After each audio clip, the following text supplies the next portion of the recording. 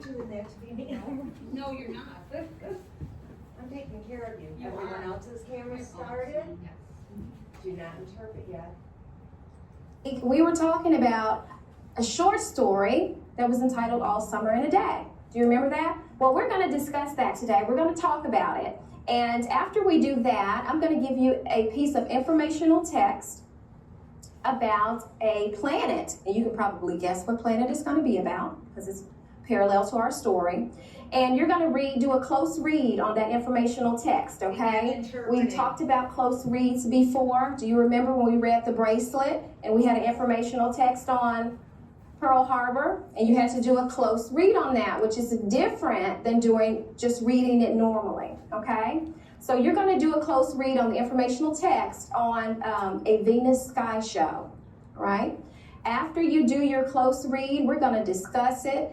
Then you're going to, I'm going to put you in groups, and you're going to work together to come up with the central theme and the central idea of both the short story as well as the informational text, okay? You're going to have to come to a consensus.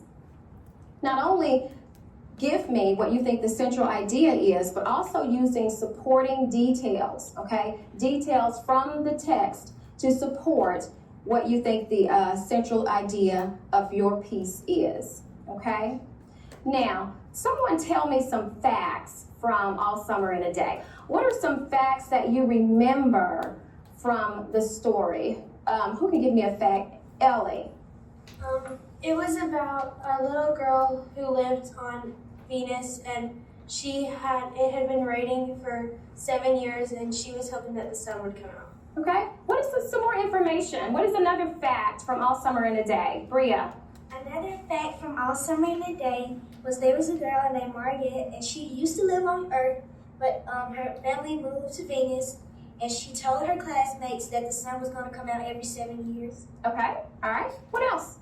So I have Margaret. I have that it rains for 7 years, and the sun's going to come out eventually. What are some other information, factual information from the text, Zach? Her classmates locked her in the closet at the same time when the sun actually did come out, and she didn't get to see the sun. She did not get to see the sun. Why would her classmates lock her in the closet? Blake. They didn't believe her that he said that was the sun. They didn't believe her that the sun was going to come out. Okay, they didn't believe her, so they took her and just threw her in a closet. What did the author say about the students' reaction after they put her in the closet? Okay? Ray Bradbury made it specific for us because he wanted us to know how those kids felt as they were walking away. Who remembers that part? Jake, do you remember that part? Yeah. What did the author say? They felt bad because she was right and she wanted to see the sun. Right, but I want to know what happens right after they walk away from the closet. Not after it rained, after the sun came out. They threw her in the closet and they walked away. What was their reaction? The teacher came in the room and they all were silent, Okay, pretending that Margaret wasn't gone. okay, I'm looking for something else. Lydia? Right when the sun came out, they all went out to play and they were kind of surprised that it came out. Okay, I'm looking for something else. Do you remember, Sarah? They forgot about her when she was in the closet. They did forget about her. Do you remember the part where the author specifically says they were snickering and giggling? They were feeling happy because they didn't have to deal with Margaret anymore. They were feeling happy because they didn't have to deal with her anymore. What do you think about the whole incident of them putting her in the closet? Why? She said the sun was going to come out. Okay, we know that much. But why else? Dig deeper. Connor. They probably thought she was crazy and they didn't believe her. And they wanted her to be punished, I guess. Okay, they wanted to punish her because she was different, perhaps? Jeronica. Well, I was thinking about it, and they did doubt her a lot because they didn't believe her, but she had already seen the sun, so maybe they were a little jealous and they didn't want to be wrong. Perhaps jealousy, doubt, fear, okay, when things are different from us. when people say things that we don't believe, okay? Yes, sir. Well, they kind of thought that she was the one. Well, she was the student that was kind of the oddball, because she believed that the sun would come out and they'd never seen it, so they didn't believe her. Mm-hmm. So they're like, well, we're just gonna put you in the closet because you're weird. We're just gonna put you in the closet and get rid of you because you're different, okay? Not such a good thing to do, huh? Now, how does the story end? How does Ray Bradbury conclude this story? Aiden. He ends the story as they open the door. The people who locked Margaret in the closet, Mm-hmm. they just let her out, and it says that she walks out, and that's when the story ends. Why? Were you looking for something else? Were you wanting to turn the page and read something else? Why in the world would Ray Bradbury do that to you?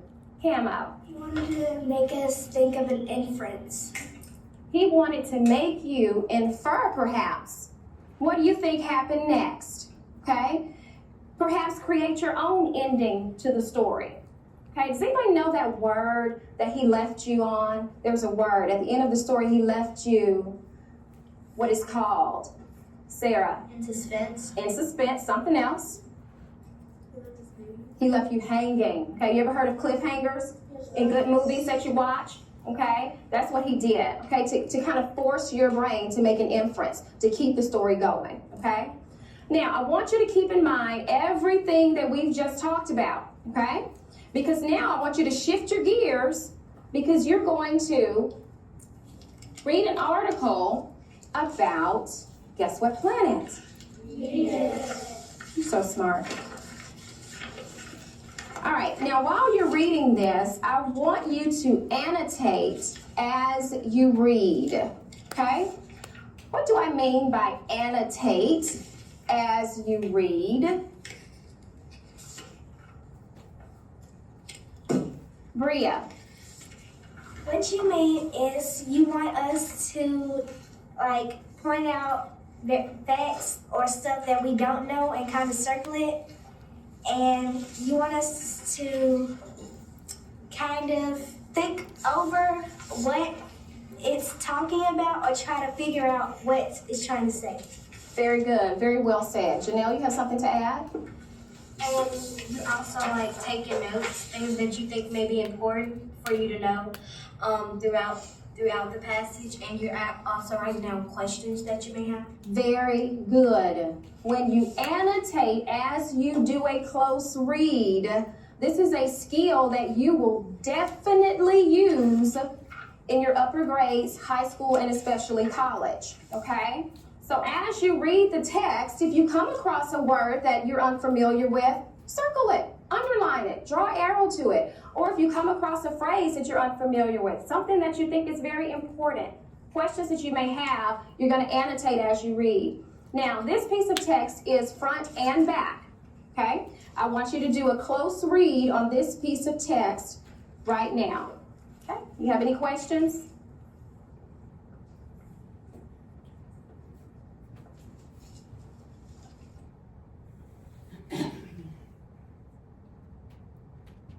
Dude, come with me.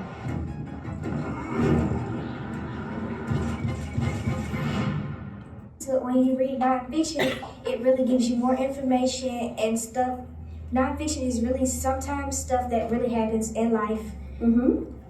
There's one thing you can look at on here right away that will let you know this is nonfiction. What do you think that is, Nina?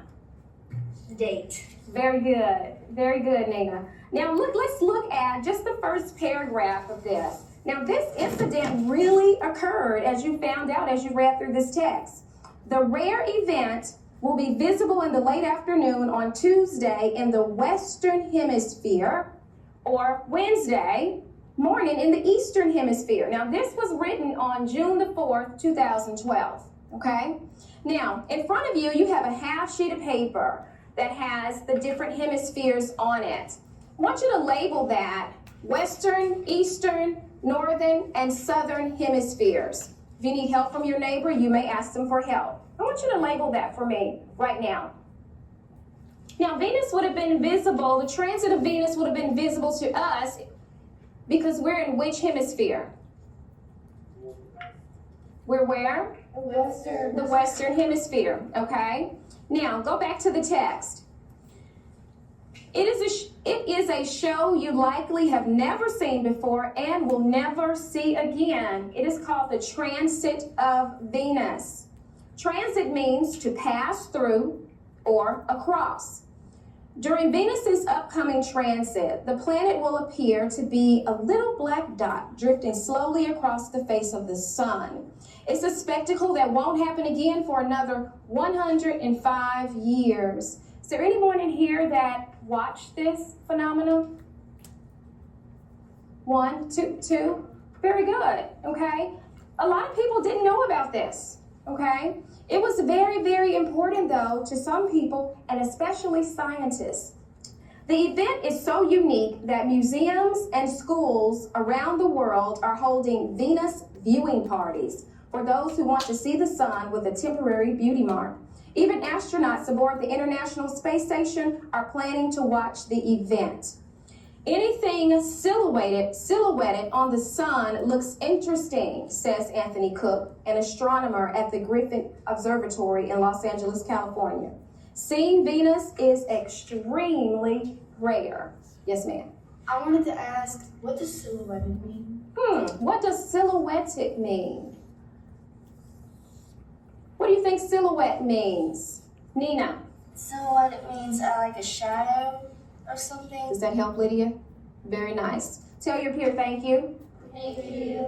Okay, now, what I have sat on your desk are a few text-dependent questions. If you don't have a text-dependent question sheet, raise your hand and I'll give you one, okay? Now, what you're going to do, I'm going to put you in groups of 4, and everyone will get a chip. And these are not talking chips this time, okay? They serve as another purpose for us. The chip that you get will determine the job that you're going to do for your group, all right? But what I want you to do right now, before I put you in groups, I want you to draw a line under number 5, okay? Just straight across the page.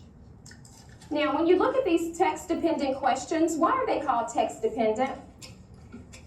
Why are the questions called text-dependent, Sarah?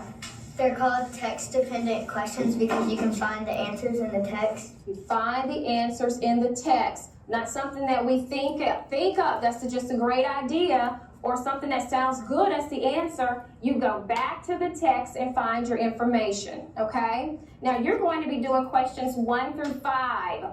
What differences exist between the short story and the article? What is the central idea of the short story and the central idea of the article?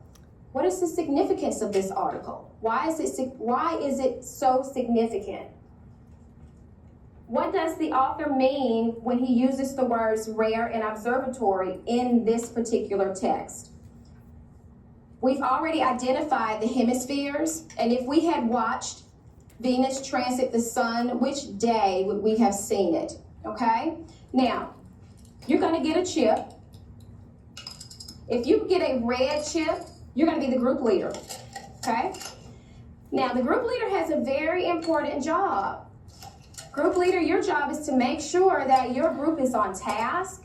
Make sure that the questions that are being answered, the information is coming from the text. Making sure that everyone's participating like they should. Okay? Now, if you come to a question and your group member cannot answer it, or you can see that he or she is struggling, help them out. Okay, that's okay. You can help them out.